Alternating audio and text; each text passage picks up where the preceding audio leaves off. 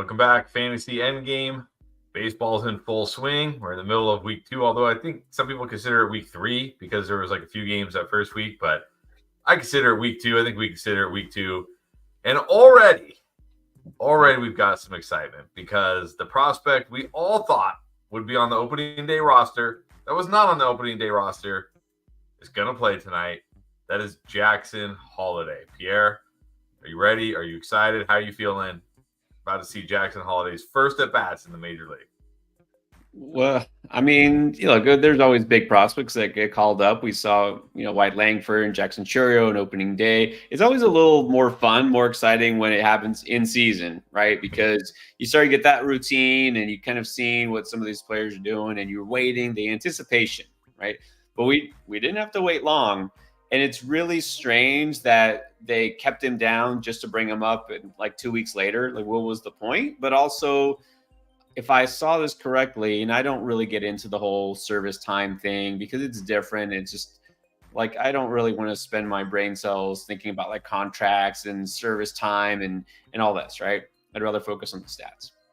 But somebody said that like if they had waited 2 more days, they would have got like an extra year of service from him. So that seems almost mind-boggling. Now, of course, they could always send him down for 2 days, like mid-season or end of season. But it's a little confusing, the timing of this, but whatever. Hey, he's here. Just excited to see what he can do. The real question is, as young as he is, I mean, I know he's been raking in the minors, but can he continue to do it at the major league level? So I guess we'll see. Well, my fantasy team sure hopes so because my current shortstop is busting pretty hard, and I'm sure everybody knows who I'm talking about. He's plays for a New York team that rhymes with pets.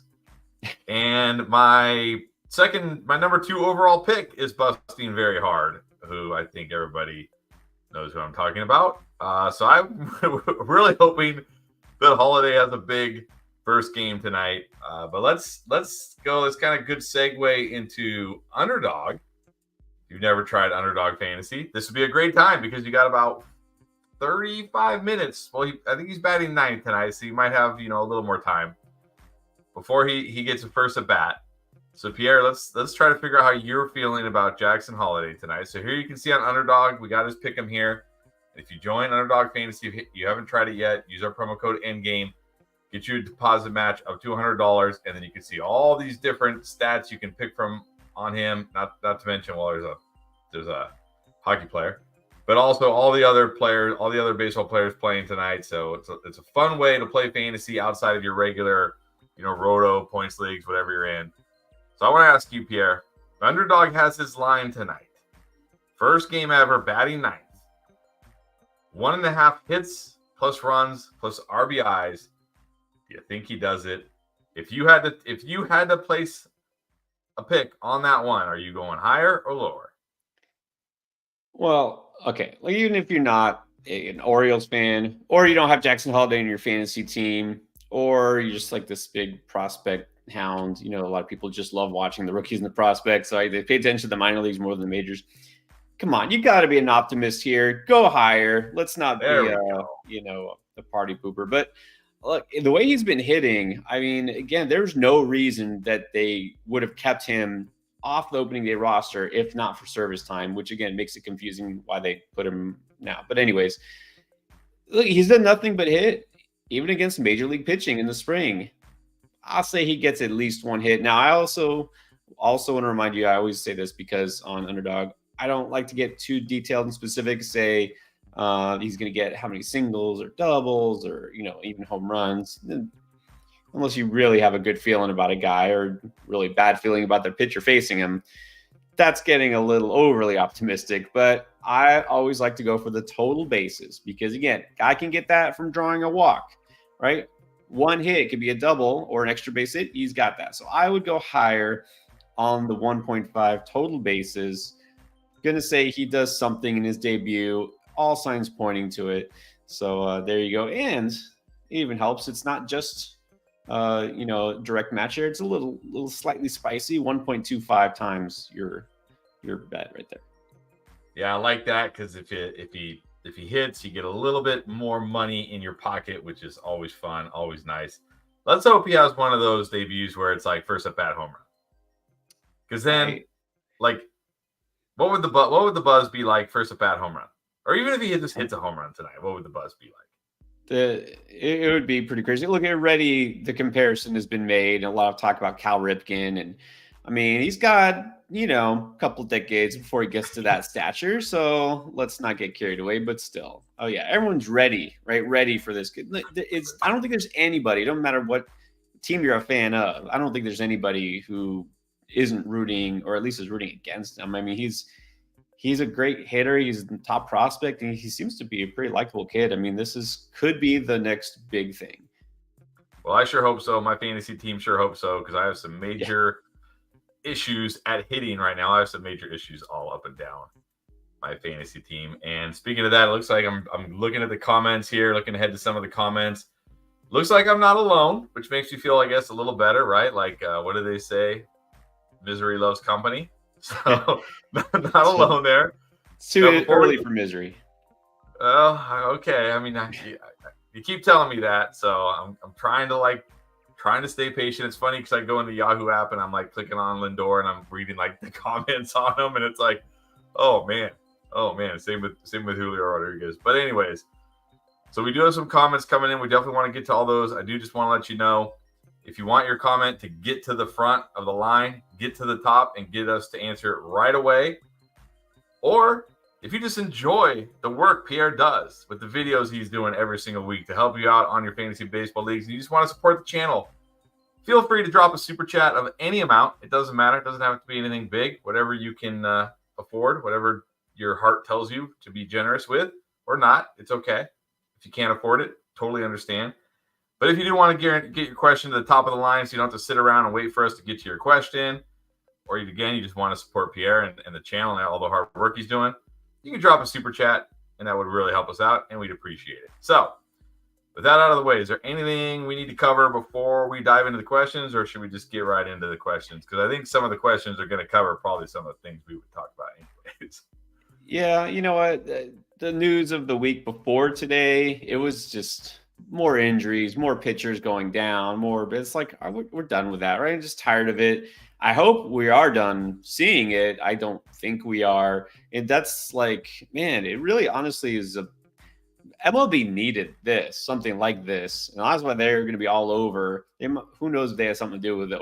It's like pushing them up like, hey, let's get some good news out there in MLB besides all the injuries and the jerseys and the, Ohtani thing. Like, okay, so this is a breath of fresh air. Yeah, there's more pitchers hurt, but we'll cover that later. I think, hey, I'll just say one other bit of good news. I want to lead with the good here.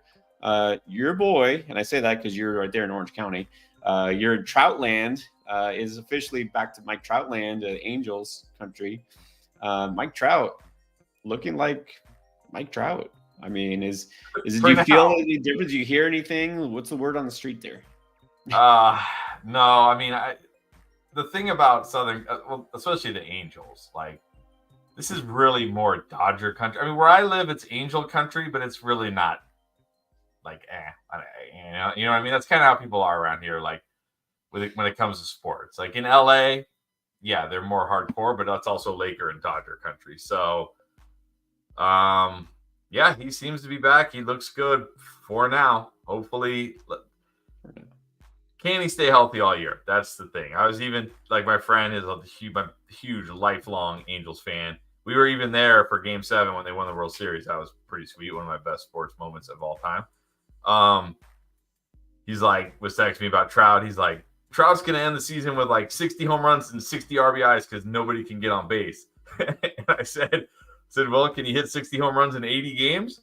Like, can he, you know what I mean? Like, yeah, can he actually play? That's really the only thing here, right? Can he actually stay healthy and play? Is he going to get like hit by a pitch and hurt his wrist? Is he going to hurt his hand on sliding into a base?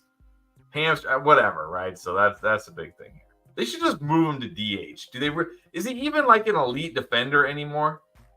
Oh yeah, I mean he can definitely move around still. He is. I mean, his arm is one of the best out there. Yeah, they need him in the outfield. You want him on that wall. You need him on that wall. But I mean, come on, the Angels aren't winning the World Series this year. Let's be real. No, they're definitely not. But I was look in tomorrow's video. I talk about Trout, and I was all set with the stat. The whole his 5 home runs and only 5 RBIs, and then he drove and run, and then of course late last night after I had already done it, then he hits a 2-run home run for the first time in like months. So it's like, okay, we'll scrap that. There goes all those fun stats. But it still remains. Yeah, he's not gonna. Yeah, I mean, he's not gonna drive in a lot of runs in that. He's still not driving in a lot of runs. Yeah. All right, so let's get to the questions here, and then just like I said, if you want to guarantee you want to get your question answered right away, you don't want to wait around, or you just want to support the channel, drop that super chat. But you don't have to because we'll still try to get to as many questions as we can. And Jay Grizz, excited about Holiday tonight, but also a little nervous because he's got Gunnar, Cowser, Holiday. Does he have too much stock in the Orioles? Is he too? It's kind of like in fantasy football, right? Where you're like, I have both wide receivers, the running back, the tight end, and the QB. Do I have too many players on the same team? Does he have too many Orioles here? Yeah, well, I mean, if you got all those guys, my question is this a keeper or a dynasty league? Because Kierstad should be next, right? You'd think he'd get the call next, but I mean, there's only so many positions that they have on the baseball field, and until somebody gets hurt, somebody's got to be the odd man out. And actually, it was Cowser, even though, I mean, technically Kierstad was the one to get sent down, right? Cowser only made the opening day roster because he was just so hot during the spring. Then he's been sitting on the bench until the other day, right? He hasn't been playing, which is really annoying because he could be on a lot of teams right now doing a lot of damage. So I have Cowser in a couple leagues, but he's been sitting on the bench. I do have him in a dynasty league. Gunnar, yeah, you should be happy you have him. Holiday, now you're thrilled you have him. Kierstad, we'll see. I mean, we'll see when he gets his shot, or if he's just going to wind up being the MVP of, AAA, which would be really frustrating, but it's possible. I really wish that they would just send Cedric Mullins somewhere to a team that kind of could use an athletic, versatile, fast center fielder and put him out there kind of to pasture, because he's on the decline. These guys are all ready to pop off, but I think right now, not too much stock unless these guys are clogging up your bench in a redraft league. All right. So sounds good so far. Giovanni, I'm with you on this one because I'm right there. Is it too early to panic on the number 2 overall pick, who I think went 1 for 5 today with a single? That's it. Just a single. No stolen bases. Didn't score a run. Didn't drive in a run. What's going on here? Did he just get paid and decide that's it? I don't need to do this anymore, or what's going on? That's some of the comments I saw. People were like, he got the bag. Now he doesn't care. He just that's funny.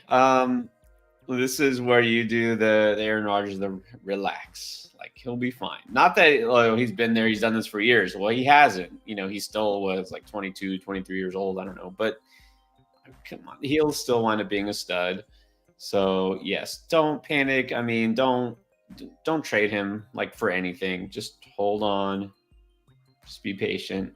He'll be fine. Seattle as a team has just been really slow to start offensively.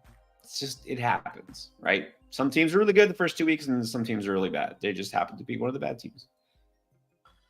All right, Giovanni, you and I and millions of others, I'm sure, in this together. We'll hold tight and hope it turns around. I really need it to turn around. Cerulean Dog, what's up? From fantasy football and out of fantasy baseball. Love it. Bryson Stott and Nico Horner worth keeping. He's got Turang, Holiday, Miguel Garcia, and Lindor. I mean, is Lindor even worth keeping?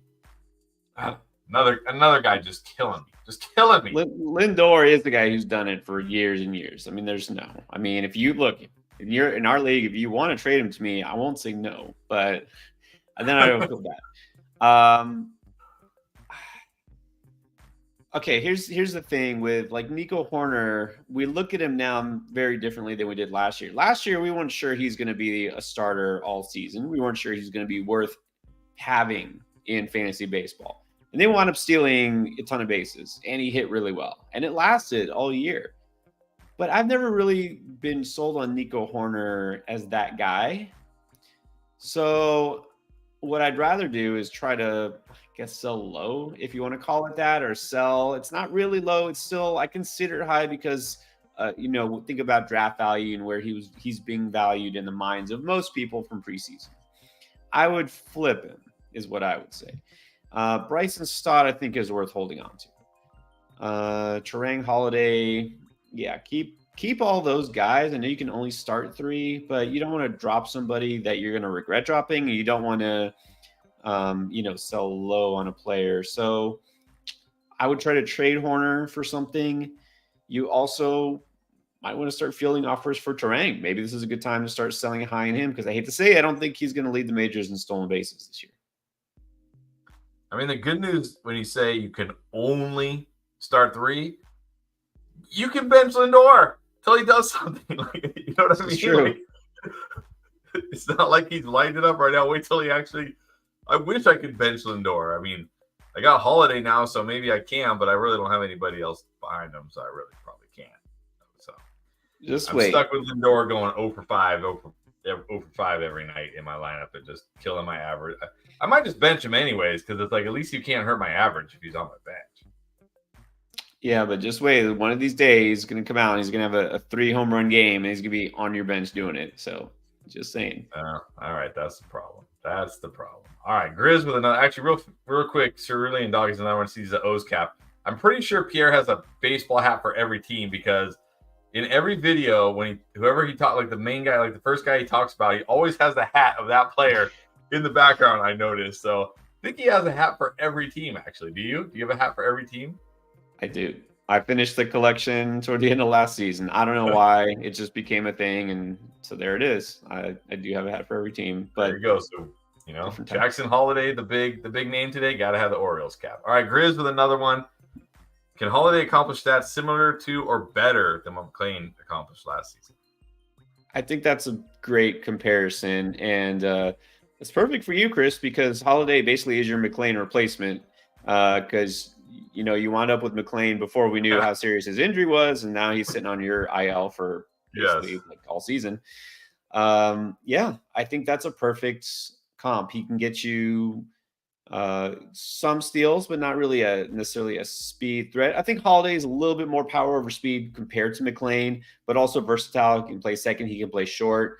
In Baltimore right now, he'll play second, but he'll get you eligibility at both. So I think better. I mean, obviously he's a better prospect than McClain. We know that. So absolutely, you can definitely do what McClain accomplished. All right, I'll take it, because I got McClain too. Like I feel like I just I don't know. Like I just drafted this team where it's like, I mean, I didn't draft it. That's the problem, right? Something came up, I couldn't draft it anyway, so no excuse. Yeah, that's where trouble started. That's where trouble started. All right, Joshua, how should it feel about Vlad? Seems like he's going to break out, but he's still a little bit worried about last year because he was frustrating.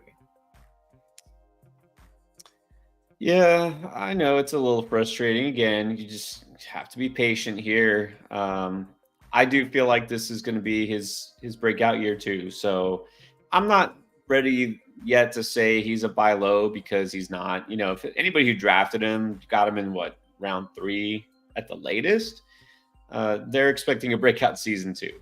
So he's going to have to slump for a while before you can really start, saying maybe you can buy low on him. But yeah, Toronto's another team. Should be doing better. Kind of inconsistent, slow with the bats. It'll change, and especially offense, once the weather really starts to heat up. Remember, it's a team that plays up north. Once you get to June, July, then we'll start seeing a little more of the balls flying out of the park. Does it ever heat up in Toronto? Well, it's all relative, right? Not freeze, I guess. Okay. Not having to hit a frozen rock of a baseball. Yeah. No ice balls. And then Brooks saying Julio fell in at 5th overall. I thought he was getting a steal. What? Oh, I had the second pick in our draft. That's right. So I got Julio at number 2, like everybody else, like most people. So And then I've seen this a lot with like Lindor. I saw a stat where like Lindor is really bad in like April and May, and then he heats up. But is that really? I don't like. Where was Lindor picked in drafts? Was he a second round pick, a third round pick?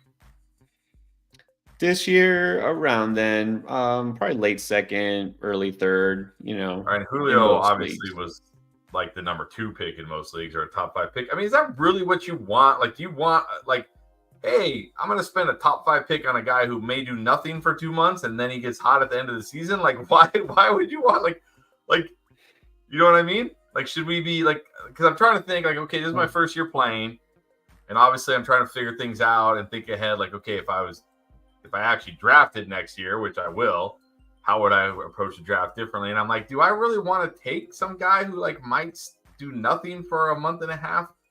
I mean, I know it's, I know that like we always say with football, it's the end of the season is way more important than the beginning of the season, because that's when your fantasy playoffs are. That's when you win championships, unless of course you're in like a roto league that just accumulates all season, then it all matters, I guess. But like, should a player who's notoriously a slow starter be drafted that high just for what they could potentially do in the second half? Like, what do you think? Yeah, by the time the year's over, the stats count the same, whether it was April, June, August, whatever. So, the guy will produce. It's annoying, to have him start out slow like that. But at the same time, it could be reassuring, that, okay, we've gone through this before. He's going to come around. It's just a matter of time. So to me, that just makes it a little easier to stomach, because there's some guys, especially young players. I mean, we can't really say that with Julio Rodriguez. We don't have enough data on him, right? Year after year after year to say he does this, he does that. You can't just look at last year, the year before, and say, okay, well, we know what he is. So I'm not worried about Julio Rodriguez. I do think, Brooks, you did get a steal at 5. I think you'll be happy with him. But yeah, same thing with Lindor. You just gotta hold tight. The thing I keep telling myself, because I grew up, loved baseball, like it was like my life, and I know how these things end up. And like you said, at the end of the year, and I'm like, okay, well, if this guy can bat, like if Julio Rodriguez ends up batting 300, and right now he's batting 150, that means to get to 300, he needs to really bat like 400, right? because he's, you know what I mean? Because you can't bat like 300 from now to the end of the year and finish at 300. Like, you need to bat higher than 300 from now to the end of the year if you're going to end up at 300, because you're already behind.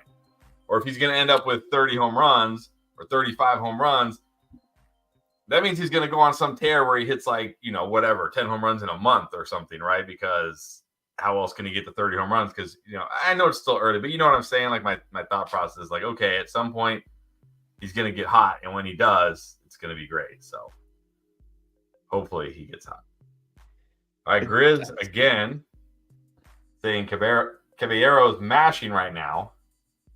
How good is he actually? Can he finish as a top 100 fantasy player? It's possible. I mean, especially I think a lot of that will be tied into how much he runs, which he's running a decent amount so far, and Tampa will let their players run. I think the playing time is what's encouraging here, is that he's playing pretty much every day. It's a shortstop there, and Tampa's not a team that usually uses players every single day. So, yeah, I mean, look, this is not a high-end talent per se. This is not a guy who's going to, I think, have like Nico Horner type season from last year. But, I mean, 20 steals should be very achievable. The power, I'm waiting to see, because, hadn't hit much for power so far. And Tampa Bay supposedly encouraging him to kind of pull the ball and, try to unlock some power. It might happen, but look, I did talk about picking him up just a few days ago. So I do think he's somebody you can slot, ideally not as your starting shortstop. I mean, hopefully you got somebody a little better than that. But in your middle infield spot, I think he's worth keeping in there. All right. So you think top 100 possibility or a stretch? If he steals enough bases, he could get in there. Yeah. All right. So possibly. Definite maybe. Maybe. Exactly. All right, LTHH asks, should you drop Shamanea for Paul Skeens? And also, is there any ETA on Skeens? What are you feeling? What are you hearing here? We never know. They don't tell us these things, right? It's always going to be on the down low, and then all of a sudden, like today, like, oh yeah, Holiday's coming up.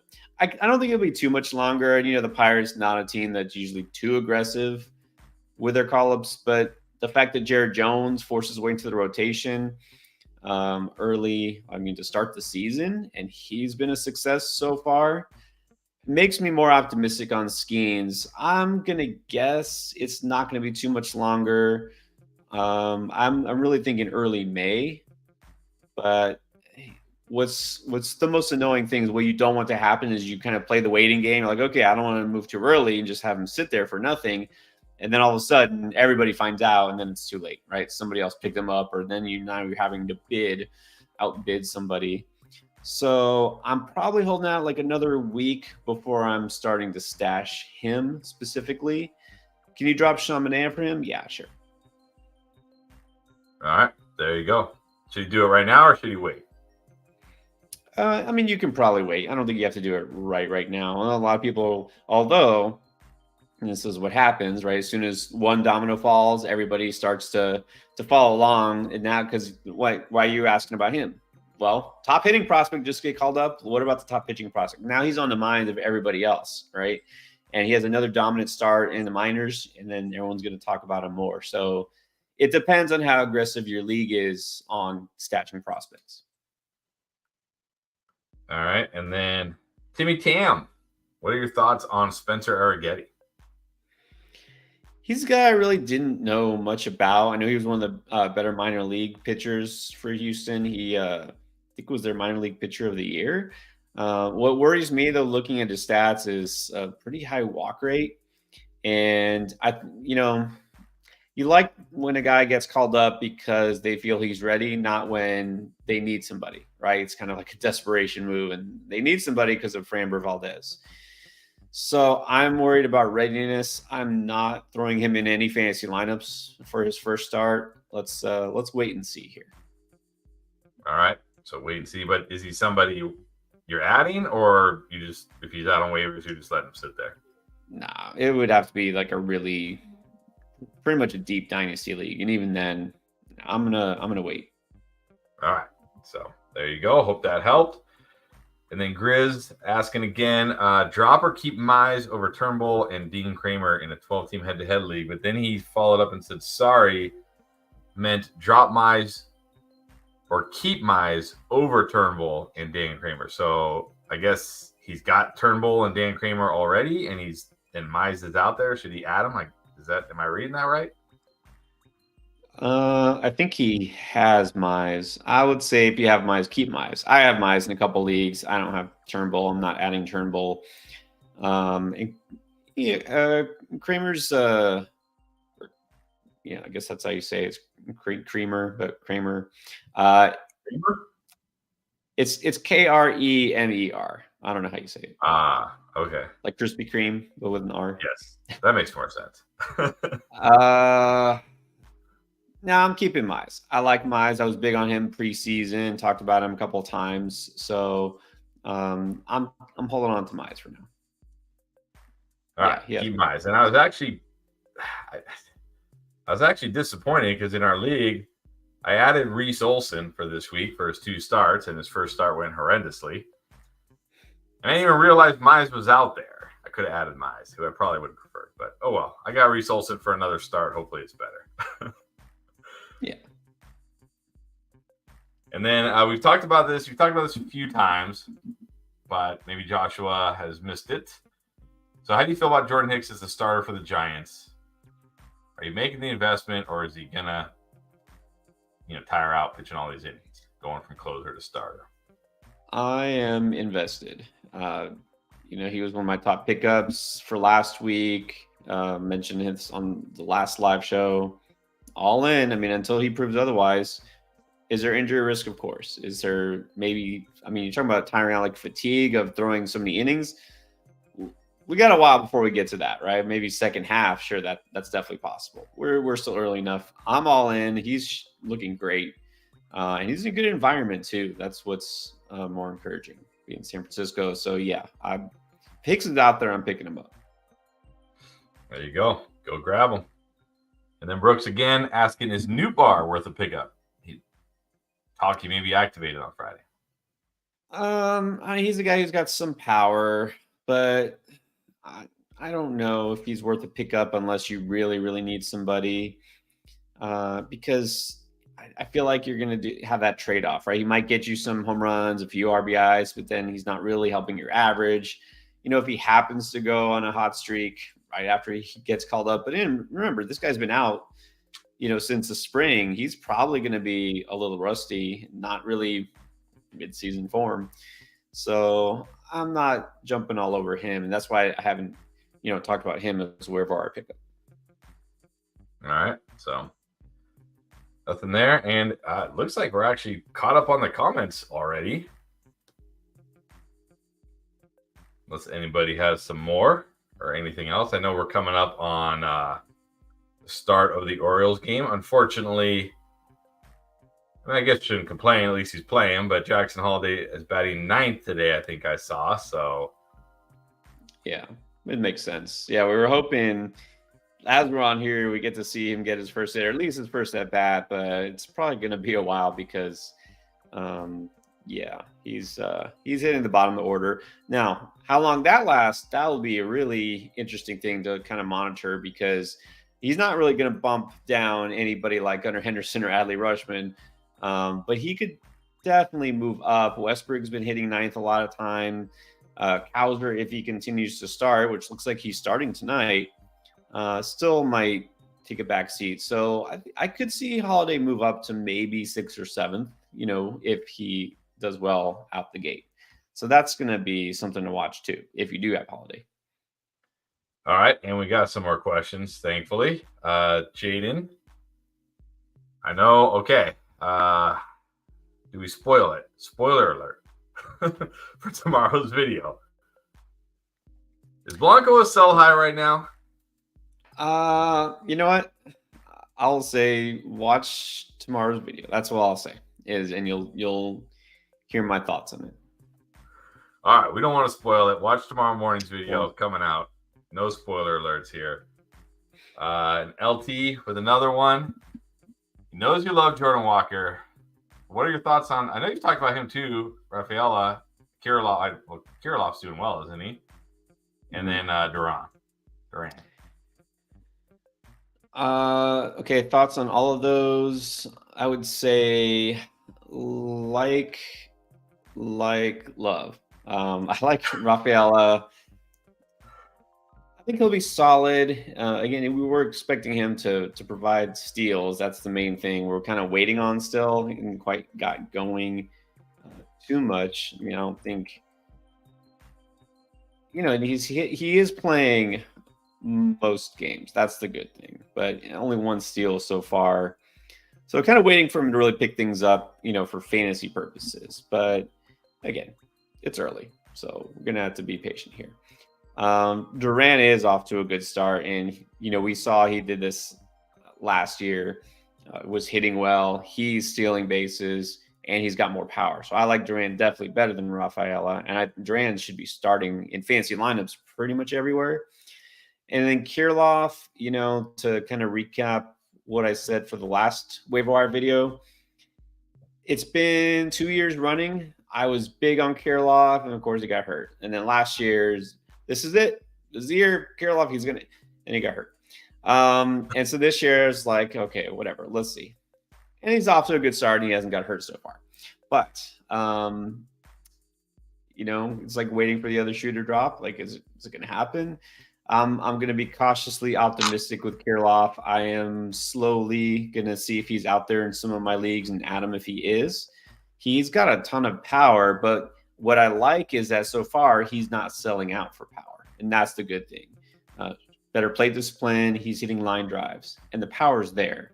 Unfortunately, the Minnesota Twins, last time I checked, team stats were the worst offense in the major leagues.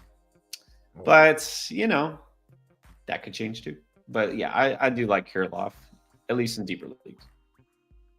All right, there you go. And then Uriel, apologies if I mispronounced that. Uriel. Sorry, I'm bad with names. But he wants to know, Jackson Holliday, can he get to Bobby Witt Jr. type numbers in the next couple of years, or even this year? Can he do it this year? Please say yes for my fantasy team. Well, not exactly a straight comp, at least for fantasy. He's not going to steal that many bases like Bobby Witt. He could definitely hit for a better average. And then power, I think, is going to be pretty similar. So in terms of overall fantasy value, I mean, he could get there maybe next year. That would be, be pretty fast and pretty optimistic, but like, are we really going to doubt him? So I think he'll be maybe a step below Bobby Witt numbers by next season.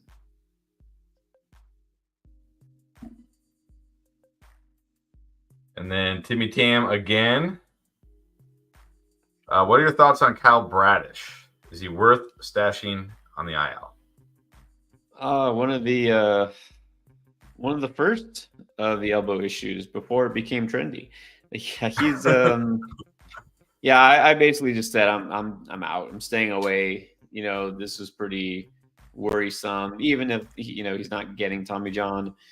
Just you don't want to mess around with it. It feels like a ticking time bomb here. So I'm gonna probably say no. I mean, if you happen to open IL spot, I guess it doesn't hurt. But I'm not going out of my way to stash him. Yeah, it's one of the benefits of not having any good pitchers on your fantasy team is you're not terrified of your pitcher hurting their elbow every time they throw. So there you go. Like no big loss. It's crazy because it's like in fantasy, you're all like when you have that like stud running back who's just every week carrying your team, you're all every Sunday, you're always just terrified that like that news like that red zone is gonna cut to like we take you out to San Francisco for something that just happened. Christian McCaffrey down on the ground, writhing in pain, and you're like, no, right? Like that's how it feels with pitchers right now. Like, we take you out to Atlanta where Spencer Strider is shaking his elbow. They're looking at his elbow, right? That's how this year's been, basically. I mean, I don't even want to say could it get worse because it feels like it can, but hopefully it doesn't. All right, let's hope not. And then we kind of answered this earlier, but the fish hobbyist probably wasn't around. Are Gunnar and Holiday, are they set? Like, are they now? Well, Gunnar, I'm sure you're just like set and forget, kind of, right? But what about Holiday? Yeah, and I don't know if he's asking, are they set like where they're going to play in Baltimore going forward? I think so. I mean, I think it's just been determined. I mean, obviously these guys can flip and flop. Holiday could play shortstop. Westberg could play second. I don't think they're going to do that. I think what you see right now today is pretty much what you're going to see going forward. And if this sticks, at least against right-handed pitchers, I think this is what you're going to see. And it'd be interesting to see if Colton Cowser actually is a guy who benefits now from this shift because maybe Austin Hayes gets squeezed out of playing time. I think Holiday sticks at second base. All right, there we go. And then we talked about probably. Well, let's go. Okay, Brandon asking. Sure, you guys answered this already. I don't think we did actually though. But is Kirby all right? I hope so. I'm gonna say I haven't heard anything concerning, like any injury. I'm just gonna chalk it up to a bad outing, and it's happened. Luis Castillo the other day had a bad outing. Just happens, but it's early. It makes it look worse than it is, right? When you've only started 3 games and one was terrible, you're gonna look like you're terrible. But I think he's all right. Let's hope so. Yeah. Let's hope so. And then Joshua again. Between the Jacksons, do you prefer Holiday or Churio? That is a good question. That's a tough question. I'm gonna go Holiday. I mean, slightly. It is close, but I'm gonna go Holiday. Just feel like he's ready, a little bit more ready to tap into his power. I think Churio gets you some more steals. And I like the Churio has been now hitting leadoff, but even ninth in that order in the Baltimore lineup, yeah, I'll take Holliday. But also partly because you slot him at second base or middle infield as opposed to outfield. That's also a little nice bonus. So barely going to go with Holliday. All right, Holliday it is. Let's hope he comes through. All right, Golly Pinhead, I can probably give you some names because they're all on my fantasy team. But are there any high mid-end guys who are underperforming but you're confident will bounce back? Let's see, Francisco Lindor, Julio Rodriguez. There's somebody else on my team that's not, I feel like hasn't done anything. But who are some guys? I mean, obviously those are the obvious things. But who are some other? Yeah, but here's the thing: you're saying a buy low. Nobody's selling low on Francisco Lindor. At least probably nobody who drafted him, because you spent a third-round pick to get him. You're not just going to trade him after 2 weeks. And if you spent a top 5 pick on Julio Rodriguez, really hope you're not trading him because he's been bad for 2 weeks. So we're going to have to go lower. So obviously the buy low video just came out today. So you can see who's on there. Anybody else who I didn't already mention that could be a buy low? You're talking high end. You're saying high mid end guys. I tried to put as many as I can on the video.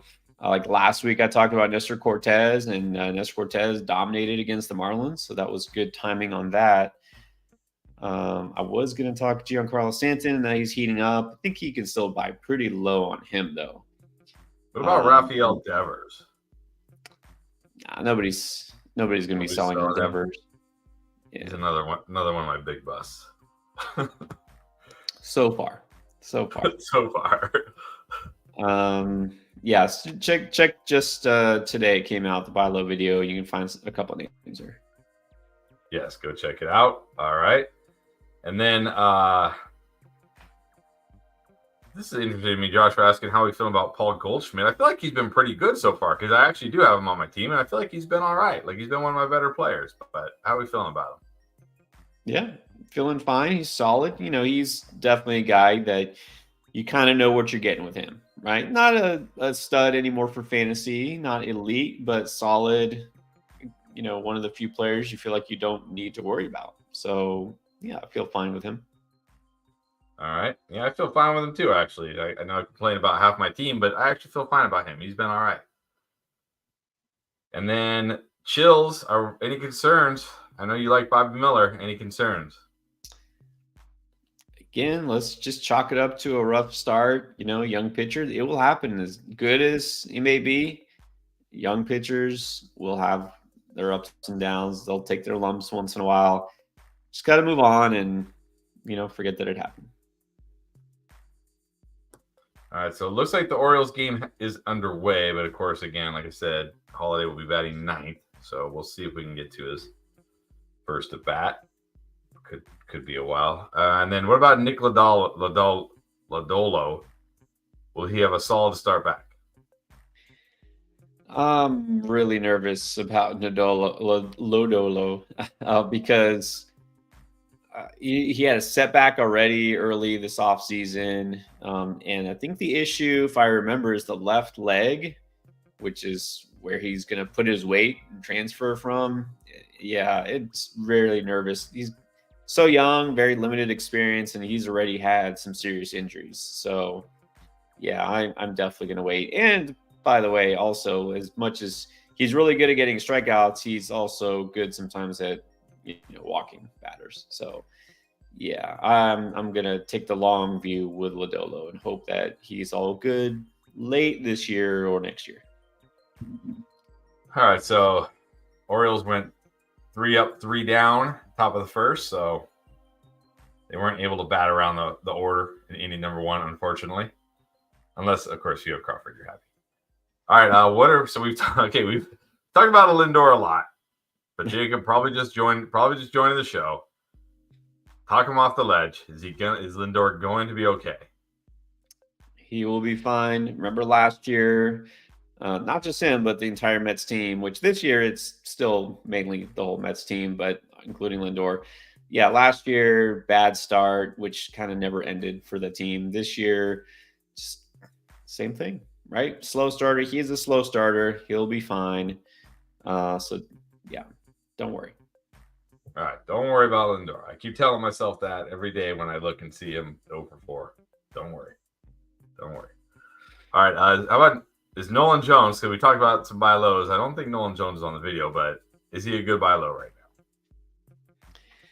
Well, Nolan Jones, very interesting. I said this. You know, go back several weeks, talk about draft busts. He was my cover boy. He's the guy I think was being drafted way too high based on last year, and I think I don't think he's a buy low right now because I think people expectations are still a little unrealistic for him. So I'm not going out to buy him. I think he's going to give you some power, but you cannot expect the batting average to be anything near what it was last year. He might get you a few steals again, but he's also not going to be as productive in that sense. He was a very, very obvious candidate to regress negatively. So I'm not going out to buy Nolan Jones. As far as Nola, it's too early to worry. All right, there you go. And then Joshua again.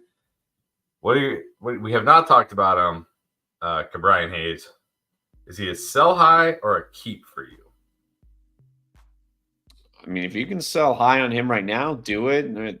Last week we got asked about Brian Hayes, and I said sell him. If you can sell high, definitely do it. This whole Pirates team is obviously overachieving, so hey, take advantage. I don't know if I consider him a sell high because I'm not sure how many people are jumping out to get him, but there's always somebody, right? Always somebody who might be interested. So I'm selling. All right, sell if you can. We got a trade question. I think he's saying Jordan Walker for Zach Geloff. Is that a good trade?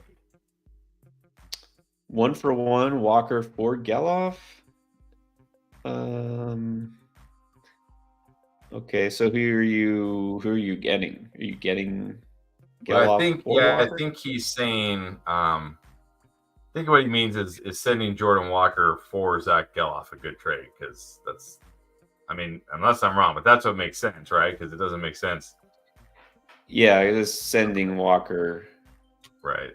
So would you prefer Walker or Geloff?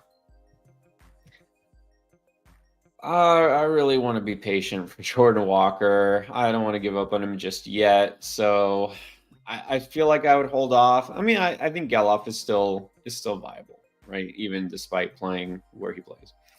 But I would rather hold Walker for now. All right, hold on. Before you dive too deep into that, he realized his mistake. Walker plus Geloff for Castellanos. All right. Yeah, because it had the plus. It was a little confusing. All right, no problem. Right. Okay, so Walker and Geloff for Castellanos. That's interesting. And I will just say, as general advice, don't ever do anything in fantasy when you're tired as hell. Well, don't ever make a decision in fantasy when you're tired as hell. So true. But as for the trade, how do you feel? I'm not doing that just yet. That might turn out okay. But again, this comes down to what's Walker going to do? Is he going to be a bust or is he going to break out or something in between? It's too early for me to feel like I really know with confidence either way. So I would say not just yet. And you maybe could try to get Castellanos for a little bit less considering how bad he's been. So I don't know if you have a different outfielder, maybe somebody who's overachieving. That's a better sell high kind of player instead of Walker. All right. And then he also was asking about McMahon and Volpe. They're having great starts to the season. Are they sell highs or are you buying him? I love Volpe. I'm keeping him. He's going to be fantasy MVP in a lot of leagues. Volpe, no, not partying with him. McMahon, I mean, he's legit. He's been around a few years. He's a slugger. Now, obviously, he's not going to hit the way he's hitting right now. He's not a guy who hits for average, so he's going to cool down. So in one sense, McMahon could be a sell high. if somebody thinks, but I mean, is somebody really thinking McMahon's going to all of a sudden, have this monster season out of nowhere? Probably not, but you never know. You never know. That's the funny thing all the time. I do the buy low and the sell high and then do this trade. You know this, Chris. This happens all the time. He's like, oh, do this and try to get this guy. We're like, nobody would do that.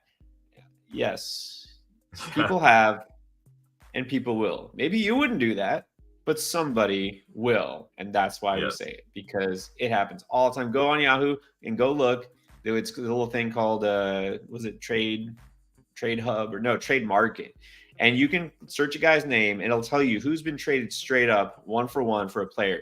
You would be shocked at the trades that people make, and these are legit trades that happen every day. Yep, and see it all the time on the football channel too. So you never know. It's always worth trying. All right, Anthony, what's up? Just got in the chat. We haven't talked about Spencer Steer, so he's wondering why there hasn't been much talk about Spencer Steer. Guy he targeted as a keeper in his home league. So, yeah, Steer looked. It's funny. He's one of those guys I feel like nobody really knew where to value him during draft season. In one league I was in, I saw him go like pick 60 overall, and then there's another league I did. He was picked like pick 180 or something like that. This is such a huge variation. People just don't really know. Is he going to repeat last year? Is it a fluke? And is he going to play? We know the playing time is completely set in stone now with all their injuries. He qualifies at, I think, first, second, third, and outfield. He's got power. He's hitting at the top of the order. Keep him. He's a solid keeper. There you go. And then Anthony dropping a super chat. Appreciate it. Saying we're pulling double duty. Looking forward to his first rookie NFL draft. Yes, because he's in some dynasty leagues. And then saying, Pierre, don't know how you save so much dual sport info. Yeah, how do you do that? I just save precious brain cells by forgetting to do all the other things around the house, and yeah. You know what? There we go. Now I figured out when my wife's like, "You don't remember anything." I'm like, "Yeah, I remember all the fantasy stuff." Exactly. Prioritizing. That's all it comes down to. You just got to prioritize.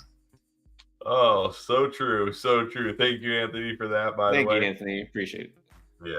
Yeah. Shade, we did just kind of talk about him, but is benching Nolan Jones a panic move? No. That's a smart move. Bench a guy like that. Again, like a Frankie Lindor. Okay, fine. He's 0-for-4 every day, 0-for-5. You're just done, right? You're just like, just get this guy out of my lineup. He's killing me. But as soon as you do, it's going to happen, right? He's going to have that game. He's going to come around. We can't say that with Nolan Jones. We can't yet. So I would say you can bench him until he shows up.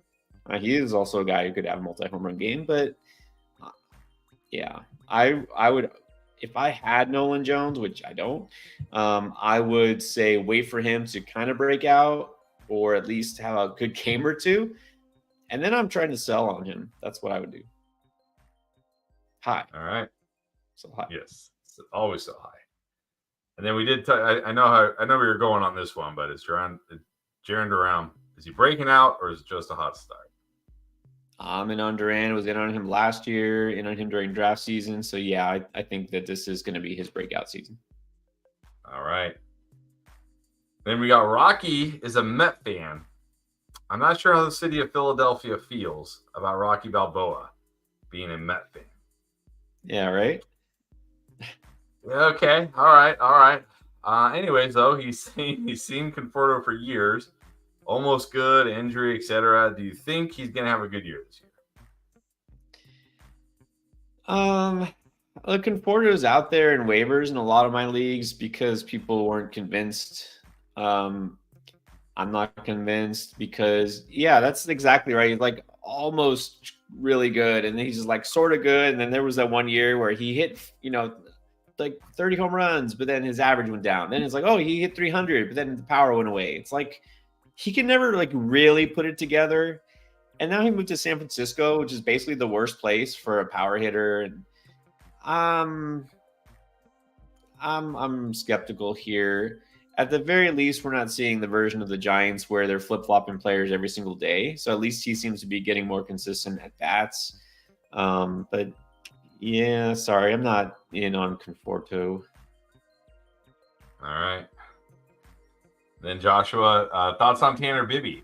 He's available on waivers, but he didn't have the most encouraging start today, and he doesn't know much about it. I go and pick him up. I mean, Tanner Bibby is very popular sleeper in fantasy before the season.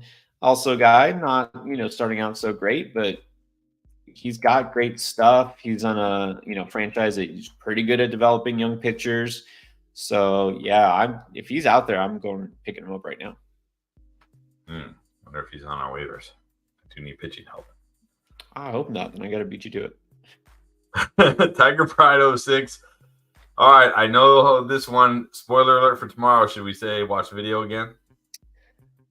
Funny you mentioned this. Tomorrow morning or early afternoon, another video coming out. Going to talk for quite a while about Jackson Merrill. So don't just look at the title and don't just look, oh, he's there, but listen to the why. This is like the rationale behind it.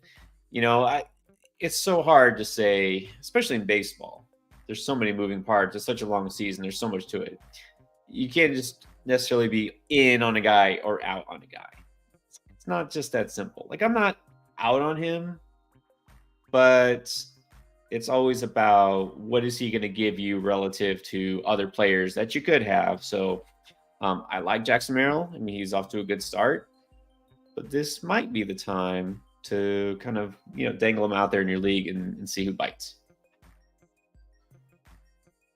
All right. So I'm watching Orioles. They have 2 outs in the top of the second. Doesn't look like we're going to see Holliday anytime soon here, because they cannot get anybody on base. Yeah, I was hoping they would just go crazy first inning and like bat around, and then we'd see Holliday in the first inning, but I guess not. Even here in the second, if they put some if they could put something together here in the second, I mean, but so far not. No. All right. Well, actually, there's one more. Okay, so Rocky, another one. Gotta answer Rocky's questions. Come on. All right, these pitchers on the IL, Cole, Bieber, etc. I mean, isn't Bieber done for the season? Oh yeah, his is official. That was quick. Like right after that, his last game where he was dominant, and then that's it. Like done. Tommy John out for the season. Strider, I feel like they're just not wanting to break the news to us. It's like what happened with Yuri Perez, because he was feeling how they call it, elbow distress. And then for like a week, we didn't hear anything. It's like, what's going on? He was going to have an MRI on Monday. Like, okay, what happened? Nothing. Tuesday, nothing. Wednesday, not like, it's like they knew, but they didn't want to tell us, right? They waited. And then amidst all the other bad news for the Marlins, they're like, oh yeah, by the way, he's out for the season. I don't know. I guess I'm just assuming the worst because that's what we've seen. So yeah. What's going on? It's a bigger issue than just, 1 or 2 guys. The human arm is not designed to throw something 100 miles per hour over and over and over again every day for years. So it just happens. But actually, one thing I just want to quickly, because there's a whole lot to this, throw out is who was it? Former player mentioned, things are different. It's not just guys are throwing more velocity, but they're throwing year round now. It used to be once the season was over, that was it. We took a break, let your body rest for a couple of months, and then you get back into it in the spring. But now we have guys going to drive lines to try to improve their performance. You have guys playing winter ball.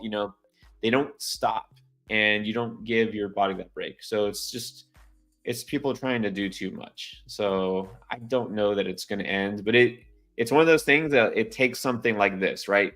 It takes something so bad happening for people to react to it. So right, just got to figure out. There's got to be something though, because when I think back, like Nolan Ryan. That dude pitched like 26 seasons and he was still hitting 100 on the gun, high 90s on the gun. Randy Johnson, Dwight Gooden. These guys pitched many, many, many years throwing absolute heat, and we're fine. And look, it's not like you can't argue the baseball players. Like, you can't argue that Nolan Ryan was a superior athlete to the baseball players of today. It's like not even close, right? like Right. these guys, you know what I mean? Like they weren't trained like they do now or anything like that. I wonder how much of it is the obsession with spin. Because remember, like Nolan Ryan just reared back and threw it. He's not like, I'm going to throw this with 3,000 RPMs of spin. He's like, I'm just going to throw it by you, right? Same with Randy Johnson. Randy Johnson was like, he wasn't out there trying to throw like with tons of spin. He's like, I'm just going to throw it straight past you and there's nothing you can do. Like, how much of it do you think is also like these guys trying to not only throw hard, but also throw with tons of spin, which that's got to put extra stress on the arm. It's just got to. Exactly. And, everyone wants to point to just the velocity and the fastballs, but those aren't the harder pitches to really throw, at least harder for the arm, right? And the elbow specifically. Like you said, when they're trying to get these different arm angles, right? Increase their spin, the breaking balls sometimes are the ones that put more stress. And that's one thing you have to keep in mind, especially with like Spencer Strider, experimenting with new pitches, adding a curveball this year, guys trying to do different things and tweaking it. And so their armor's not doing the same thing over and over. Like Nolan Ryan threw the exact same pitches for 26 years. These guys are changing it up and mixing it up. And, that's smart, but it's going to confuse your body. So, not to play a doctor or anything, but it's pretty obvious a lot of the different things that have, come of late in the last few years to try to improve performance are really detrimental to the body of these pitchers. So I don't know how much it's going to change. Honestly, it's sad when Tommy John surgery just became normal. Like it just normalized now. It's like you're starting pitcher. Yeah, you'll probably have, you probably have TJS at some point. And some guys now even get it preemptively. Like a 21-year-old, they're just like, let's just do it now because I know it's going to happen. That way we get it out of the way and we'll have my artificial arm will be even stronger. It's like, okay, at some point. I mean, that's crazy. That is definitely crazy. But it's also crazy that, like, because Tommy John used to be like, that's it, your career's over. Tommy John surgery, you're done. You're never pitching again. Now it's like, yeah, it's fine. Maybe it's like ACL. It's like ACL now, right? It's like, yeah, maybe the first year back you're going to struggle a bit, but then you'll be fine. You'll be fine. Kind of crazy. And I'll just say this real quick. Finish on that topic. I don't think the pitch clock has anything to do with it, and I think that was really kind of BS statement that Tony Clark put out there. I think Tony Clark needs to go. The whole Players Association, it's stupid. Major League Baseball, when it's become basically like politics where you have both sides on the opposite extremes and all they do is argue with each other. It's like, come on, what are you doing? That's just how baseball's always been. I like the pitch clock actually I have the players feel as a fan. Not the pitch clock. But anyways, Anthony got Jackson Holliday in the Yahoo League, 25% of his fab. The steal? I think that might wind up being a great deal for you. Look, I not able to get Jackson Holliday in any of my leagues, the type of leagues I play in. But yeah, I think that might wind up being a steal. That's definitely worth it. All right, and then Pinhead again asking, how do you feel about these guys? Late round Rays pitchers. You got to be thrilled with Pepio, especially after his last start. Yeah, I was high on him in the preseason. Definitely Savale, not nearly as exciting, but definitely a solid kind of back end guy. I think worth having.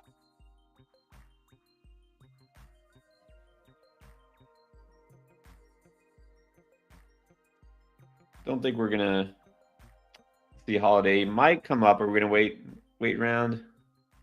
Well, it looks like it looks like they're about to start the third inning. He's batting third this inning. Should we just wait? Could wait. All right, we'll see what happens.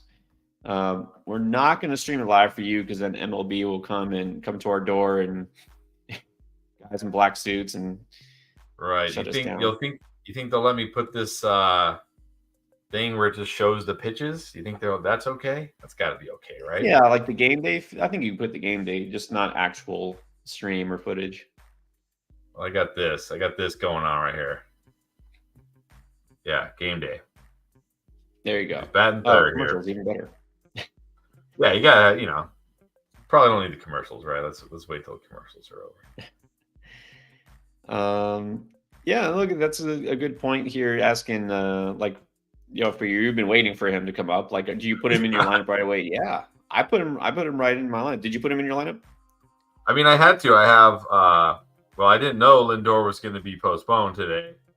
I had Paul Goldschmidt that was out. I didn't realize he played so early, so I could have put him in for Goldschmidt in the utility spot. And then I have McLean on the IL. I have Eloy Jimenez on the IL. I pretty much had to play him. I didn't really have a choice. This is what I mean. My team, the team I drafted, I think I had like 5 guys on the IL, so I had no depth at hitter, which was, I shouldn't say the team I drafted. Team I did not draft. Had like 5 guys on the IL at hitter. Had like 5 guys on the IL at pitcher too. I remember I looked at my team. I'm like, why does everybody say this? What does this mean? Like, what is this? So yeah. Yeah, that's the problem. The computer doesn't always know who's hurt and how much they're hurt. Goldie, by the way, asking, where did I see him? Somebody asked about Goldschmidt. He didn't play today. How did the Rays do today? Let's see. Let's check the scoreboard. The Rays won. They beat the Angels 4-2. There we go. Actually, this right here is kind of cool. And it's crazy to me how fast the this is what's good about the pitch clock, I guess. Like how fast these pitches come in now. Because man, the thing that really made it hard for me to watch baseball for a long time is okay, pitch, ball 1, and then the hitter steps out and adjust my elbow thing, adjust this, I gotta adjust this, and the pitcher's over there, with the rosin bag, doing this, whatever, and then it's like, okay, 5 minutes later, ball 2. All right, hold on, got my elbow strap's loose again. Even though I didn't swing, my elbow strap is somehow loose again. You know what I mean? It's like after every pitch. So I like this pitch clock. Yeah, honestly, all that stuff is just unnecessary. There's no reason they can't adapt to a pitch clock. It has been fine. There have been no issues. I don't even understand what the logic is in trying to blame the pitch clock for injuries. I don't even know why they went there. It's just odd to me. No, I like the pitch clock, but I'm not a purist or like a traditionalist. When some people are like, you can't have the DH everywhere. That's you're bastardizing the game of baseball. Like, no, it's called living in the present. We don't have to play the game the way it was developed, 100 years ago. We don't play with, no helmets in football anymore. It's like, it's getting with the times. Yep, for sure. You know who the worst was at that? Was Nomar Garciaparra. Remember, he would after every pitch, he would step out and through his gloves, his batting gloves, 15 times he'd unstrap those things. I was like, dude, what are you doing? I don't think you're you took a pitch. I don't think your batting gloves moved. What are you doing? Yeah. It's just is all completely unnecessary. All right, so Kowser walks. So now we got Holliday on deck. We're all so excited for his grounding into the double play that's coming up here. Yeah, it might not happen just yet, but we'll see. I didn't actually want to putting it in. You talk about the underdog picks, which it's not too late. You can even do the in-game pick'ems. You can take. I'd still take the higher on bases for him. I think he'll do something in this game. He's ready to show out. I mean, he hasn't had an at bat yet, so it's not like he's only got 1 at bat left or something. Although this is not his home debut. This game is in Boston. So his home debut, that'll be something. The fans will go crazy. All right, here we go. He's up with a runner on first, 1 out. Go. Here we go. Now, so far, they haven't done much. Cutter Crawford on the mound. I do like Cutter Crawford. I think he's somebody who probably belongs on fantasy rosters. I mean, if he does well against Baltimore today, he's going to definitely get picked up a lot more places. Well, so far he's got 2 strikeouts, no earned runs. Pitching pretty well. Yeah. I like Cutter. Joe's playing strike at the knuckle curve in. He's playing curve. MLB. Yeah. All right. I was playing MLB The Show last night, and it started my franchise. And I like to do the fantasy draft, and so I started from scratch. Got Cutter Crawford in my rotation. It's pretty happy. Ooh, swinging strike. All right, 1 and 2. Will he do it? I haven't been this excited about baseball in a long time. We're getting there. See, we're finally getting there. I knew. It'd just take a little exposure therapy for you. This takes fantasy. Fantasy will get you excited about anything. Well, there you go. That too. 2 and 2.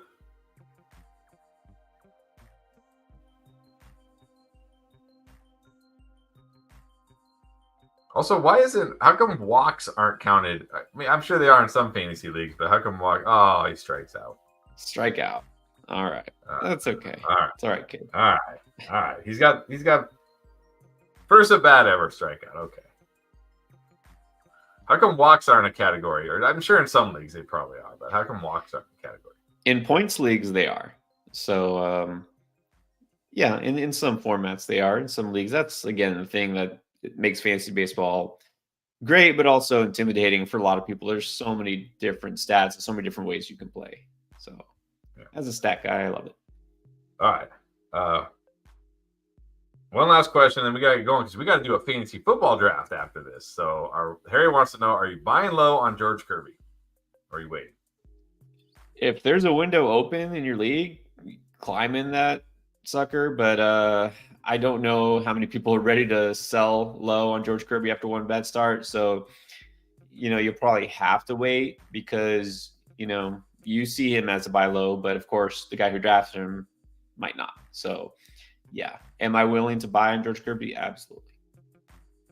All right. Go do it if you can. And appreciate everybody tonight for being here as always. Sticking around to watch Holiday strike out, but it can only go up from there, right? It can only get better after a strikeout in your first at bat. Like I had a friend used to say, his best rounds of golf started with a bogey. Maybe this is the start. The Holiday going on a tear. So don't forget, if you want to try underdog, make those MLB picks. Use our promo code ENDGAME. Get that deposit match up to $100. Make sure you watch the videos. We got the sell highs coming out tomorrow. If you haven't subscribed and liked already, go ahead and do that now. No reason not to.